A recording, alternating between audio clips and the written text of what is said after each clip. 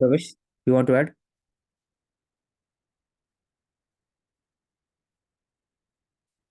नहीं वो फिर आपने ले लिया। इसमें एक ही एसेंस हुआ कि पहले madrasa education was there but it was बस supportive nature, government scheme subsidy by the executive. उसके बाद लॉ लाया गया अलग से, तो लॉ को बनाया गया एक तरह से। It is unconstitutional because it is promoting one only Islam. ऐसा नहीं कर सकता, स्टेट नहीं कर सकता। तो बोला जाता है कि तो फिर 30 में क्या दिया हुआ है? 30 में जो right of the minority to establish the education institution, administrate the institution accordingly. लेकिन उसको स्टैट्यूटरी प्रोविजन नहीं मिला। यही प्रॉब्लम फिर एएमयू से रिलेटेड भी है। एएमयू की स्टैट्यूटरी प्रोविजन मिला। स्टैट्यूटरी मतलब कि स्टेट ने एक लॉ बनाया टू क्रिएट एएमयू, जो सिर्फ और सिर्फ एक ही रिलीजन को प्रमोट करते हैं, या फिर मदरसा टू, जिसमें एक रिलीजन प्रमोट करते हैं। तो स्टेट नहीं कर सकते ये। तो बस इस पर तो कौशिक, मेरे को यहाँ एक डाउट है कि जो माइनॉरिटी एजुकेशन इंस्टीट्यूशंस होते हैं तो वो क्या एक रिलीजन में एजुकेशन प्रोवाइड नहीं कर सकते हैं? कर सकते हैं, लेकिन वो स्टेट नहीं कर सकता ना, उसको स्टैट्यूटरी प्रोविजन नहीं मिलेगा ना। वो कर सकते हैं खुद, आप इस्टेब्लिश करें सोसाइटी रजिस्ट्रेशन एक्ट के अंदर में करिए, या फिर अपने। अकॉर्डिंग टू लॉ हाँ, नहीं कर सकते, मतलब अकॉर्डिंग एक टू लॉ। हाँ, डेडिकेटेड लॉ बना क्योंकि के नहीं कर स्टैट्यूटरी सकते। प्रोविजन मतलब क्या हुआ कि parliament is recognising the fact कि आप ऐसा बना सकते हो for promoting a one particular religion. Islam क्या, वो कोई भी हो सकता है, बुद्धिज्म, हिंदुइज्म, कुछ भी। हम्म। तो ये बात है। ठीक है। India we have discuss this one. अब ये भी इंपॉर्टेंट की कॉन्सेप्ट था। IRDAI gives approval to set up insurance e market place. E market place, GEM, e market place. GEM क्या था? वो ऐसा मार्केट प्लेस है, ई कॉमर्स है, जहां पर गवर्नमेंट वहीं से प्रोक्योर करते हैं अपना जो भी टेंडर होता है, जो भी रिक्वायरमेंट होता है उनका। सबको जाके अपना प्रोडक्ट को रख सकते हैं। तो बेसिकली गवर्नमेंट को प्रोक्योर करने के लिए फ्लिपकार्ट हो गया। ONDC क्या हुआ? नॉर्मल जो फ्लिपकार्ट है उसको आप ज़्यादा से ज़्यादा उसको इक्विटी बेस बना दिए, उसको ग्रास रूट लेवल तक पहुंचा दिए, और उसमें गवर्नमेंट का भी रोल रहा है। तो ONDC हो गया वो। अब ये इंश्योरेंस का फ्लिपकार्ट हो गया एक तरह से, government insurance e market place. उसमें क्या होगा? हाँ, वही ONDC लाइक इलेक्ट्रॉनिक मार्केट, बीमा सुगम। जो बात किए थे कि बीमा सुगम से उन्होंने बोला था कि इंश्योरेंस डेंसिटी और पेनिट्रेशन दोनों बढ़ना चाहिए सब जगह। और हर के पास एक चॉइस होना चाहिए कि उनको क्या इंश्योरेंस में लिखा हुआ है, क्या मिल रहा है, और कॉम्पिटिटिव है कि नहीं इंश्योरेंस। अभी घर में आते हैं और बोलते हैं तो बहुत सारे फ्रॉड भी होते हैं इंश्योरेंस से रिलेटेड। टर्म्स एंड कंडीशन पता चलता नहीं है। तो आपको comparative analysis between insurance company और किस किस चीज पे दिया जा रहा है, क्या क्लॉज है, वो पता लगता नहीं। तो वो पता लगेगा वहां पर। The market place will be expected to own by the insurance company. वो प्रोडक्ट डिस्ट्रीब्यूटर्स सब चीज दे सकते हैं। और एक तरह UPI लाइक मूवमेंट है फाइनेंस इंडस्ट्री के लिए, था ये यहाँ पर हो गया। अब कैसे होगा? Other than buying and selling of insurance, insurance company will be able to plug in the API to even service claim. और एपीआई मीन्स एक डेडिकेटेड ऐप होगी तो इसका उसके थ्रू मतलब, हाँ, आप बाय आ गया सेल इसमें कर सकते हो। Exactly. The market place serve as a one stop solution for all the insurance stakeholder. मतलब एक ई कॉमर्स रहेगा इंश्योरेंस के लिए। उसमें इंश्योरेंस कंपनी भी रहेंगे, कस्टमर भी रहेंगे, इंश्योरर भी रहेंगे, इंटरमीडिएट भी, एजेंट भी रहेंगे। उससे ट्रांसपेरेंसी बढ़ेगा, एफिशिएंसी बढ़ेगा, कोलैबोरेशन बढ़ेगा। बेसिकली ONDC हो गया। ग्रास रूट लेवल डेमोक्रेटाइज किया जाएगा इंश्योरेंस ई कॉमर्स को at a very affordable level and lower level. जैसे RDA के अभी मैं 34 रेगुलेशन को अभी 6 में कर दिया गया, तो रैशनलाइजेशन ऑफ इंश्योरेंस किया जा रहा है ताकि और अच्छे से इसमें पेनिट्रेट कर सके। तो अभी पहले कैसे हो रहा था? Under the insurance act 1938। अब इसको कंबाइन किया जाएगा लॉन्ग टर्म में। बेसिकली जो भी एक्ट है सबको इसको रैशनलाइज किया जाएगा, एक जगह लाया जाएगा, सेंट्रलाइज किया जाएगा ओवरऑल सब जगह। थर्ड पार्टी इंश्योरेंस भी दिया जाएगा इसमें, लाइफ इंश्योरेंस भी हो सकता है, स्ट्रीमलाइन इंश्योरेंस रजिस्ट्रेशन भी होगा, प्रोडक्ट भी दिया जाएगा, री इंश्योरेंस भी होगा, और पॉलिसी होल्डर प्रोटेक्शन भी दिया जाएगा इसमें, और ग्रीवांसेस भी एड्रेस कर सकते हैं इसमें। व्हीकल इंश्योरेंस, थर्ड पार्टी, सब इसमें रहेगा। तो e commerce one stop solution, एक प्लेटफॉर्म इंश्योरेंस के लिए, बीमा सुगम नाम। Bima Sugam will allot insurance account member to customer. वहां से आप जा सकते हो, आपको ये पसंद नहीं है दूसरे इंश्योरेंस में, वहीं से क्लिक करो, जरूरत नहीं है दूसरे कंपनी के थ्रू जाने का डायरेक्टली।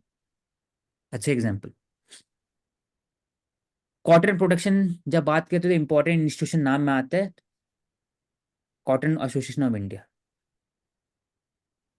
जैसे एफसीआई है, नाफेड है, वैसे ही cotton association of India.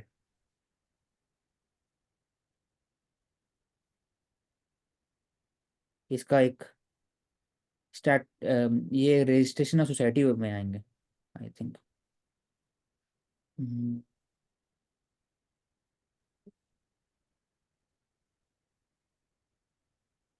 Mumbai में है, कॉटन टेक्सटाइल 1921 में स्टैब्लिश हुआ था, पब्लिक सेक्टर एजेंसी है that distribute cotton among the industries, और इंपोर्ट भी करते हैं कॉटन। 1920s में हुआ था ड्यूरिंग द स्वदेशी और कंस्ट्रक्टिव स्वदेशी और एनसीपी के समय में। महाराष्ट्र और गुजरात मुंबई लार्जेस्ट में, मुंबई में प्रोड्यूसर्स क्यों है?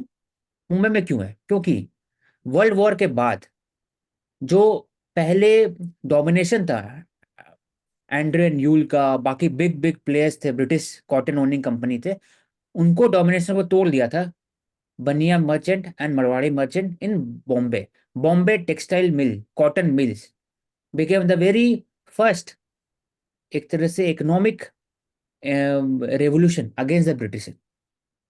और बाकी टाटा ने जमशेदपुर में खोला, या फिर बंगाल केमिकल फैक्ट्री हो गया, लेकिन वो सब स्पेसिफिक एरिया में था, ग्रुप नहीं थे। तो ग्रुप पहली बार कॉटन इंडस्ट्री है जिन्होंने एक तरह से alternative form of manufacturing base start किया अफोर्डेबल रेट में। और एनसीए में बहुत बड़ा योगदान इसलिए था क्योंकि बॉयकॉट चल रहा था उस समय स्वदेशी गुड्स का, और बोला जा रहा था कि आत्मनिर्भर बनिए, स्वराज, इकोनॉमिक स्वराज का बात हो रहा था वहां पर भी। इसलिए उसी समय में 1921 में भी स्टैब्लिश हुआ ये कॉटन एसोसिएशन ऑफ इंडिया। उस 1920 में पहली बार एआईसीटीसी आया, all India trade union Congress. तो उसी पीरियड के अराउंड ही ये सब हो रहा और कॉटन प्रोडक्शन की बात करते हैं तो लाइक फर्स्ट जो हैंड पिकिंग से जो कॉटन बॉल्स है वो पिक की जाती है, सेपरेट की जाती है, प्लग की जाती है प्लांट में से। उसके बाद जो फाइबर है सेपरेट किया जाता है फ्रॉम द सीड्स, तो इसको बोलते हैं गिनिंग। इस पे क्वेश्चन आ चुका है। एंड जब फाइबर्स को रोल किया जाता है इनटू द बॉल्स तो उसको बोलते हैं बेलिंग। तो दिस इज देयर। और ऑर्गेनिक कॉटन प्रोडक्शन इंडिया की बात करते हैं तो इंडिया वर्ल्ड का हाईएस्ट प्रोड्यूसर है कॉटन का। दो major states Maharashtra Gujarat and first है। अभी हम सिर्फ वन पर। हाँ सेकंड। फर्स्ट लिख रहे हैं, India is the largest cotton producer in the world. Hmm. और ऑर्गेनिक कॉटन जो इंडिया प्रोड्यूस करता है सिर्फ 1% है, कम हो गया पहले से, बट जो वर्ल्ड का शेयर है 56%। वर्ल्ड का ऑर्गेनिक कॉटन इंडिया से आता है। बट ओवरऑल जो इंडिया कॉटन प्रोड्यूस करता है उसमें ऑर्गेनिक कॉटन का शेयर सिर्फ 1% है। हम्म। 25% ग्लोबल कॉटन प्रोडक्शन इंडिया में होता है। पर- और मोस्टली कॉटन जो है वो कहाँ पे है? तो गुजरात, महाराष्ट्र, वो सब रीजन में। इसलिए वहां पर रेनफेड एरिया में 2/3 रेनफेड है, 1/3 इरिगेटेड। ठीक है। और एक और इम्पोर्टेंट क्या? पिमा कॉटन होता है। पिमा कॉटन टाइप ऑफ कॉटन जो यूएस और पेरू ये कल्टीवेट करते हैं। हम्म। इजिप्शियन कॉटन भी होता है। सो इसी दिस से is much related more softer. GM cotton भी है हाँ इंडिया में, BT cotton, pink ball warm को हाँ। रोकने के लिए। जो जीएम टेक्नोलॉजी यूज होता है। Apple loses $115 billion in m cap as regulator closing. तो इसका एसेंस मैं बता दूंगा। ओवरऑल कल ही न्यूज में आया था कि एप्पल क्या करते हैं, 3 एरियाज पे काम करते हैं। पहली बात है उनका अपना प्ले स्टोर है, नहीं, ऐप स्टोर है, एप्पल का अपना ऐप स्टोर है। तो एक तरह से मोनोपोली क्रिएट करते हैं इन द एप्पल इकोसिस्टम। आप जो फॉर एग्जाम्पल मेरे को हेडफोन चाहिए कोई और, नहीं वो काम ही नहीं करता ढंग से एप्पल के अंदर में, या फिर आपको ऐसा ईज कर देंगे अपने प्रोडक्ट के लिए, और बहुत महंगा। अगर मैकबुक कोई ले रहा है तो $100, 8 GB से 16 GB में $100 लगेगा, 20,000 रुपये और ज़्यादा, इंश्योरेंस 17,000 एक्स्ट्रा। तो ओवरऑल जो कॉस्ट है वो बढ़ा देते हैं, प्रीमियम चार्ज करते हैं। और तीसरा कि जो इकोसिस्टम को बढ़ाने के लिए वो स्ट्रीमलाइन करते हैं, और दूसरा कि बाकी जो अगर हेडफोन यूज कर सकते हैं या फिर चार्जिंग पॉइंट लगा सकते हैं, वो लगा ही नहीं सकते बिना एप्पल का। तो ये सब के कारण यूएस गवर्नमेंट ने उन पर एक केस फाइल किया एप्पल के ऊपर में, कि इट इज क्रिएटिंग मोनोपोली और अनफेयर ट्रेड प्रैक्टिसेस। तब उसी के हिसाब से ये एंटी ट्रस्ट लॉ आया और $115 बिलियन लॉस हुआ। सिर्फ और सिर्फ ये हार्डवेयर का बात नहीं है, ये सॉफ्टवेयर की बात है। उसमें ऐप चलता नहीं है, एक्स्ट्रा ऐप।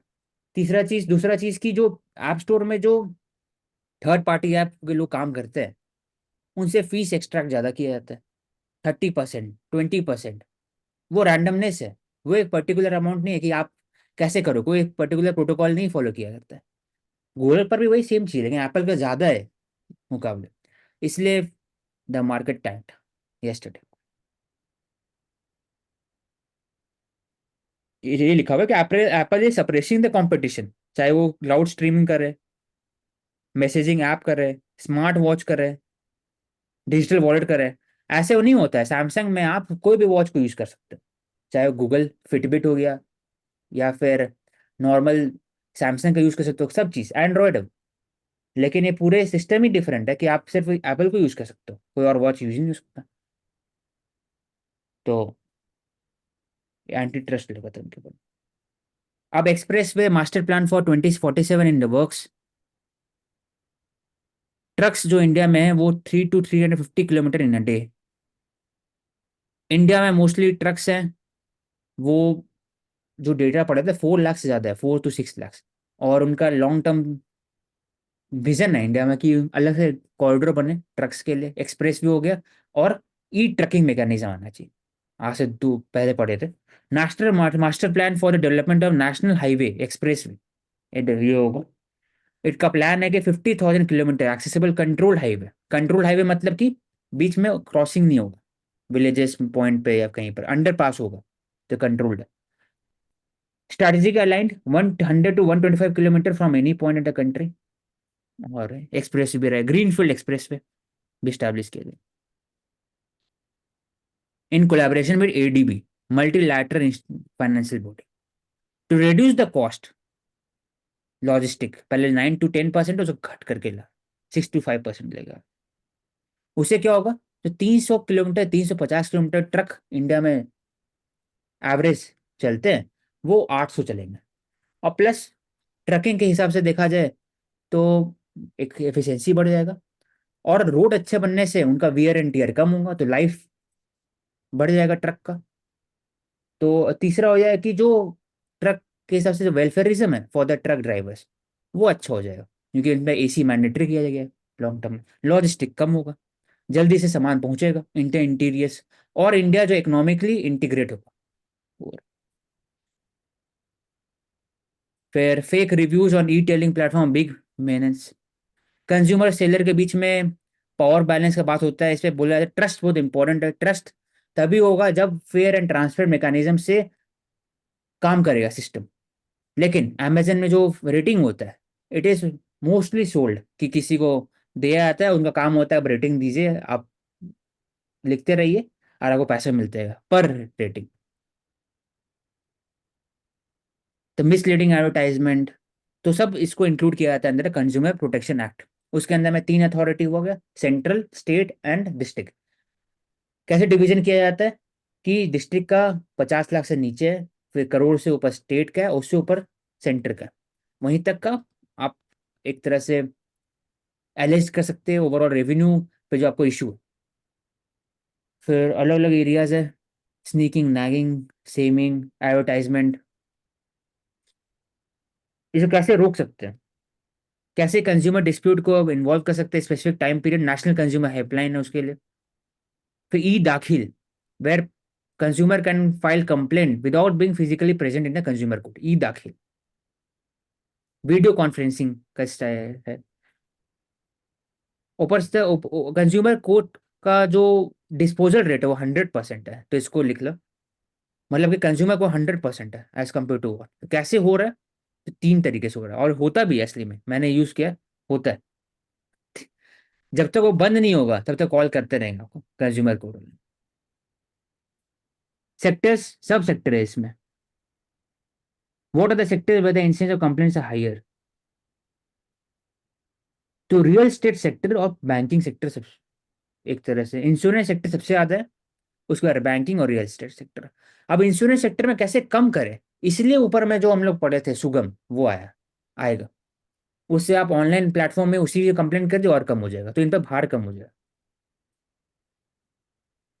तो national status of E national e commerce policy, उसमें आप 100% है, लेकिन आप अपने प्रोडक्ट को अपने इन्वेंट्री से बेच नहीं सकते. वो एक इंडिया में नॉर्म्स है. Multi FDI India multi brand retail is not permitted. Multi brand क्या होता है, कौन सी? मल्टी ब्रांड की मतलब आप एक ही शॉप के अंदर डिफरेंट डिफरेंट ब्रांड्स को सेल कर रहे हो, तो मल्टी ब्रांड रिटेल्स एफडीआई में इज नॉट परमिटेड। ठीक है. तो ओवरऑल कैसे इसको डील कर सकते हैं फेक रिव्यूज को, तो वो तो आर्टिफिशियल इंटेलिजेंस को यूज कर सकते हैं to detect the fake reviews. और हैथो तो है इसमें डार्क पैटर्न्स को भी आइडेंटिफिकेशन में बात हुआ था आईआईटी खड़गपुर के अंदर में. हैकाथॉन क्रिएट किया गया था जो सॉफ्टवेयर जैसे पता लग सकता है कि डार्क पैटर्न है कि और तो इसका जो मतलब फायदा इन्वेंट्री क्या बेस्ड हुआ? मॉडल होता है, इन्वेंट्री नहीं. बेस्ड, मैं बोल रहा हूँ कि इसका फायदा क्या हुआ कि भाई हमने एफडीए लेकर के आए और एक किसी ने अपना शोरूम खोला है बेचने के लिए, रिटेल करने के लिए, और आप मल्टी नहीं कर सकते उसका एक ही चीज का बेचेगा फिर वो। नहीं अभी सिर्फ सिंगल वाले में भी नहीं है प्रवेश, इसमें एफडीआई नहीं है। जो इंडिया में डोमेस्टिक प्लेयर्स हैं सिर्फ वो ऐसे कर सकते हैं, सेल कर सकते हैं। तो मैं वही बोल रही थी, जो इन्वेंट्री बेस्ड एफडीआई मॉडल होता है, मतलब एफडीआई मॉडल नहीं, इन्वेंट्री बेस्ड जो ई कॉमर्स मॉडल है, उसमें इंडिया में अभी एफडीआई नहीं है, 0% एफडीआई मतलब इन्वेंट्री बेस्ड मल्टी की। ब्रांड रिटेल आप मतलब अपनी क्या हुआ, जैसे बिग बाजार टाइप, माय गेस में से वो मल्टी ब्रांड है, ऐसे बोल सकते हैं मल्टी ब्रांड. हाँ हाँ ऐसे बोल सकते हैं। रिलायंस, तो उस रिलायंस फ्रेश, हाँ वो मल्टी ब्रांड होगी कि उसके अंदर में से ब्रांड. रिलायंस, हाँ जो ये ई ग्रोसरी बड़ी बड़ी शॉप्स हैं। हाँ, बिग बास्केट हो गया. हम्म। ठीक. तो सिर्फ डोमेस्टिक प्लेयर्स कर सकते हैं उसमें, इन्वेंट्री वाले में भी सिर्फ डोमेस्टिक है, उसमें भी 0 एफडीआई है। ठीक है. तो ओवरऑल इसका हाईलाइट था कि इसको टैकल करने, फेक रिव्यूज टैकल करने के लिए आप आर्टिफिशियल इंटेलिजेंस यूज कर सकते हो. हैकेथॉन क्रिएट कर रहे हो to identify dark pattern.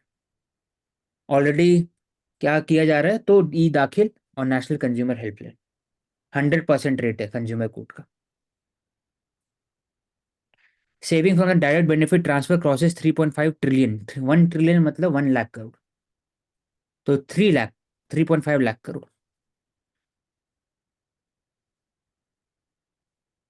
Aadhaar linked DBT subsidy, food fertiliser benefit, fake ration card को रिमूव करने में हेल्प होता है. LPG PAHAL scheme, it help to save 74,000 crore. MNREGA में डुप्लीकेसी कम, डिलीशन हुआ 7 लाख डुप्लीकेट बेनिफिशियरी थे मनरेगा के अंदर, उसको डिलीट किया गया. पीएम किसान ने भी एक्स्ट्रा, एक तरह से डुप्लीकेशन कम किया गया. डीबीटी से फायदा क्या हुआ कि डायरेक्ट बेनिफिट है, डायरेक्ट टू द जो टारगेटेड पर्सन है उनको मिल सकता है, मिल जाएगा. पिल्फरेज कम है, करप्शन कम हो जाएगा, ट्रांसपेरेंसी ज्यादा है. नहीं मिला है तो आप कंप्लेंट कर सकते हो, रिट्रेस कर सकते हो. चौथा हो गया, गवर्नमेंट को आसानी होता है डेटा कलेक्शन में. कितने लोग हैं जो आज गवर्नमेंट बेनिफिट ले रहे हैं, तो उसके हिसाब से पॉलिसी मेकिंग कर सकते हैं लॉन्ग टर्म में. तो डेटा यूज वैल्यू बढ़ जाए. तो ये सभी 3.5 लाख. इतने फूड सबसे ज्यादा है, फिर एलपीजी है, मनरेगा, पीएम किसान और fertiliser. Global goods trade shrink 5% according to अनटैग, it is specialised body of UN.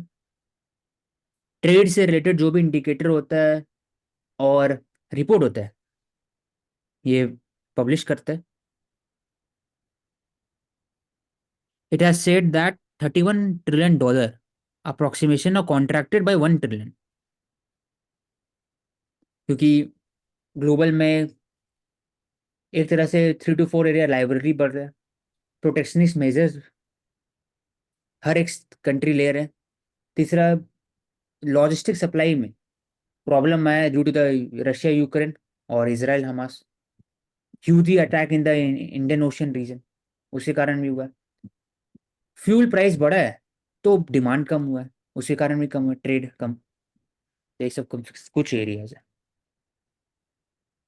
Mansi. और इंडिया का जो ट्रेड डिपेंडेंस है चाइना और यूरोपियन यूनियन के साथ इंक्रीज हुआ है हमारा ट्रेड डिपेंडेंस। सऊदी अरेबिया के साथ डिक्लाइन हुआ है 2023 में according to UNCTAD. Okay, the news, the article is concluded. Pravesh, you can conclude. आज आप कर दीजिए। Mansi, you can conclude.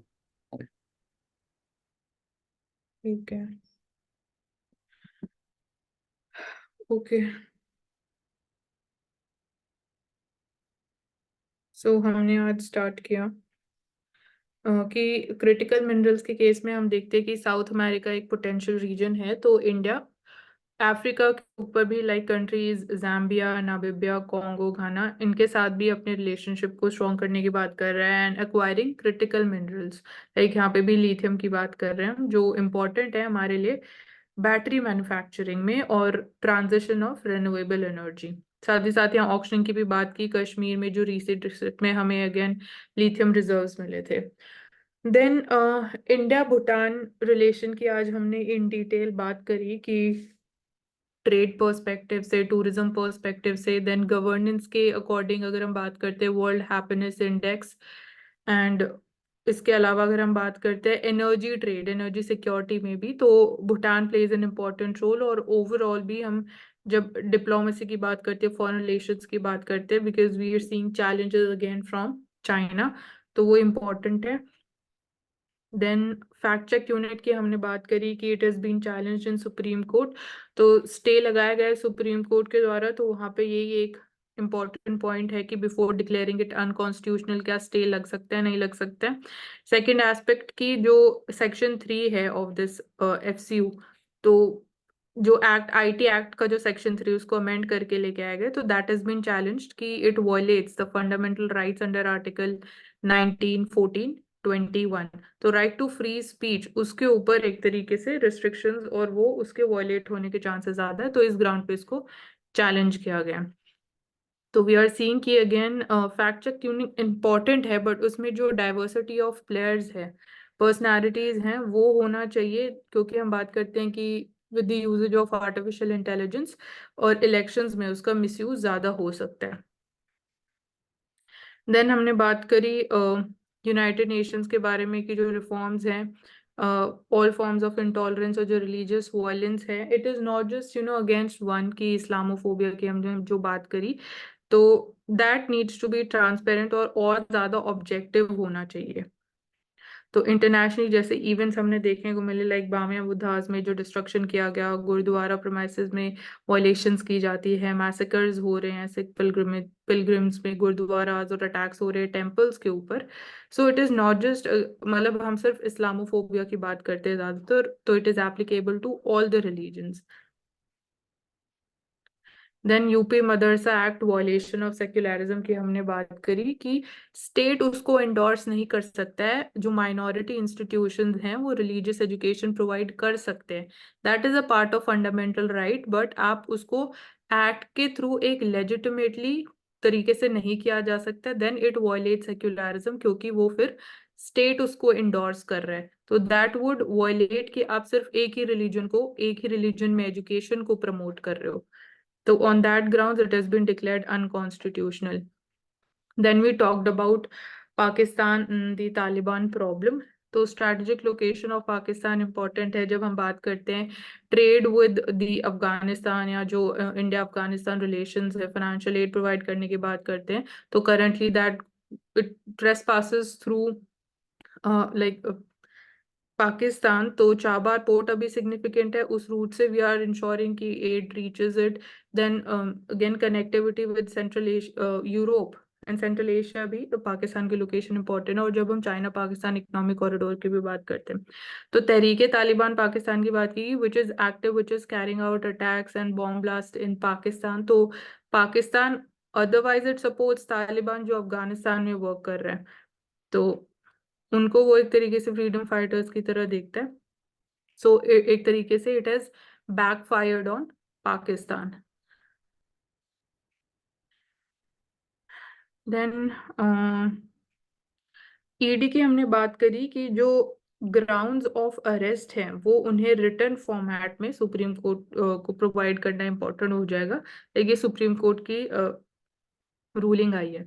तो रिटन फॉर्मेट से क्या प्रमोट हो रहा है, ज्यादा ट्रांसपेरेंसी, फेयरनेस और अकाउंटेबिलिटी और ज्यादा प्रमोट होगी, सो दैट उनकी जो पावर्स हैं ईडी या CBI, that is not misused.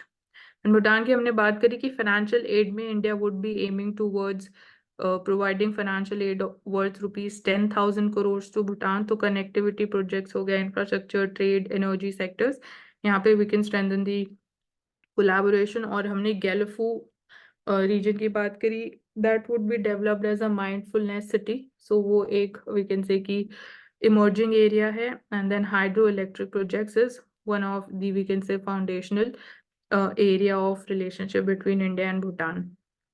तो Kokrajhar, Gelephu and then Banarhat and Samtse, तो वाटरवेज नेविगेशन को और ज्यादा प्रमोट किया जाएगा।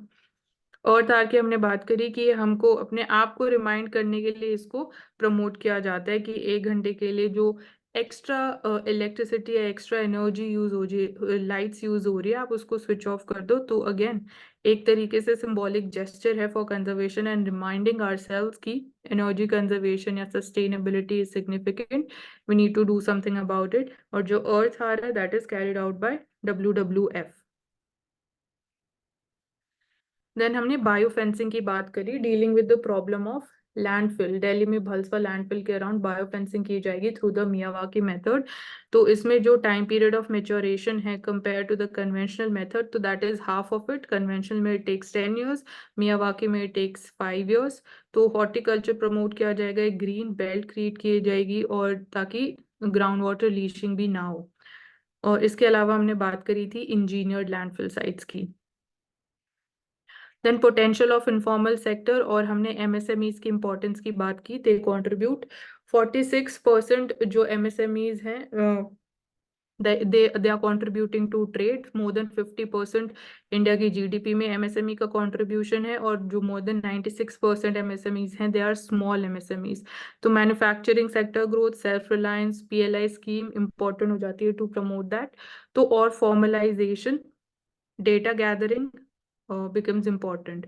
और GST में भी लाइक GST कॉम्पनसेशन स्कीम की बात करें या जो स्पेशल स्कीम है कि उनको थोड़ा लेस अमाउंट ऑफ GST पे करना पड़ता है, that is again to promote more MSME sector in India. Then Shiv and Shakti जो हमने बात करी, early years of formation of milky way galaxy, तो they in a way they combined. और जब हम फॉर्मेशन की बात करते हैं, एक इंपॉर्टेंट टॉपिक आज का ये था ग्रीन क्रेडिट प्लान। तो प्लांटिंग ट्रीज, यहाँ पे हमने कैंपा फंड की बात करी टू अगेन कम्बैट या deal with the challenge of land desertification. तो ग्रीन क्रेडिट इज इम्पोर्टेंट, वहाँ पे रोल ऑफ डिस्ट्रिक्ट अथॉरिटी और जो पार्टिसिपेशन होगा that would be like broader level पे। FPOs की बात करी हमने, कोऑपरेटिव्स कैन पार्टिसिपेट, बिजनेसेस। तो एक लैंड या जो रीजन है उसको आइडेंटिफाई किया जाएगा and then like as a part of even CSR you can go ahead with the plantation of trees। इसके अलावा हमने देखा कि झारखंड में हाईएस्ट शेयर ऑफ टेरिटरी है which is affected by desertification. Then we have Rajasthan, Thar desert की हम बात करते हैं, दिल्ली, गुजरात एंड गोवा। तो ये स्टेट्स हैं जहाँ पे मोर देन 50% ऑफ जो टेरिटरी है that is affected by the desertification.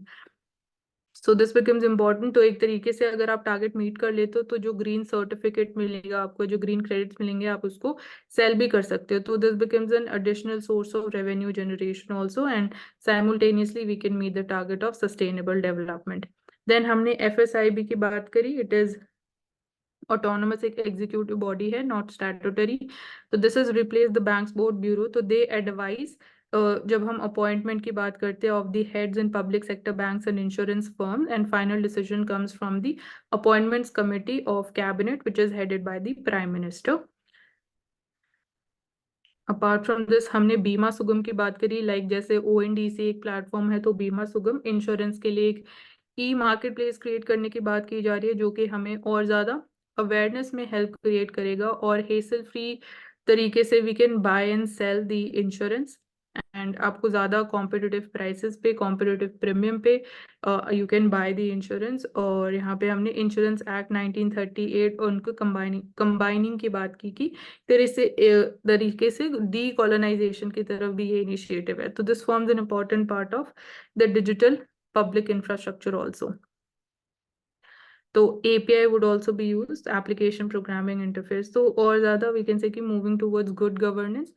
तो regulator RI DAI insurance sector की जो बात करते हैं, तो cotton production India one of the largest producer, and organic cotton में 1% प्रोड्यूस करते हैं, globally we contribute 56%। Then institutionally committee on cotton production consumption, this is important. हमने गिनिंग की बात करी, बेलिंग की बात करी, what are those processes. Largest contribution आता है फ्रॉम महाराष्ट्र एंड गुजरात।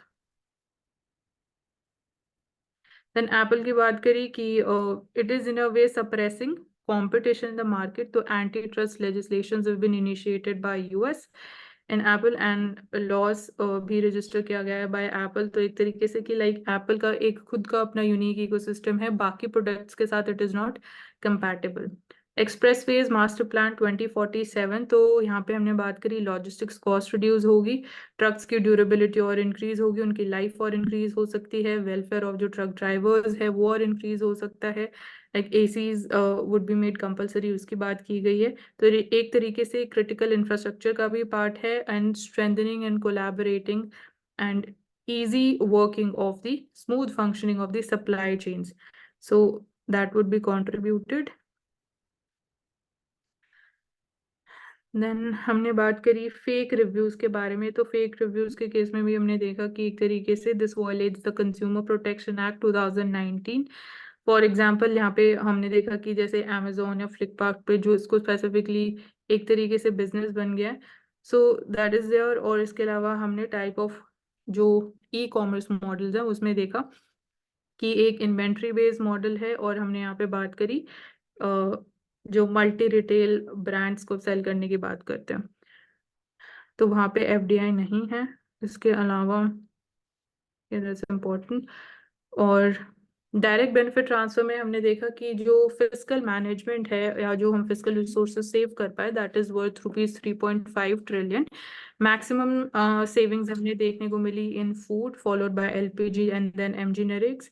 तो एक तरीके से फिजिकल प्रूडेंस और इम्प्रूव हुई through direct benefit transfer, hassle free system हुआ, मोर इजी ट्रांसफर हुआ, डेटा एनालिटिक्स और अच्छे से पॉसिबल हो पाया through DBT, and again overall welfare of the beneficiaries could also be enhanced through the Aadhaar mobile link DBT transfers।